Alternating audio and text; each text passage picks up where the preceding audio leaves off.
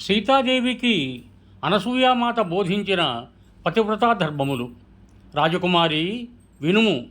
పతి అపరిమిత సుఖములనిచ్చును, అంతేకాదు మోక్షప్రాప్తికి తోడ్పడును.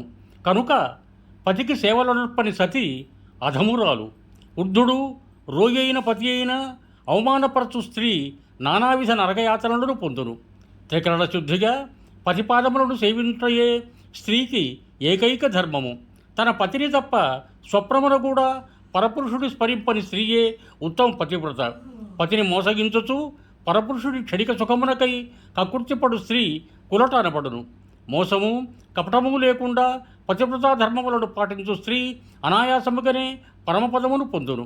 తన పాతివ్రత్య ప్రభావములనే తులసి శ్రీహరికి అత్యంత ప్రీతిపాత్రమైనది. ఈ ఉపదేశములను విని జానకీదేవి పరమానందభరితురాలై అనసూయాదేవి పాదములకు నొక్కెను. యువం భూయాత్.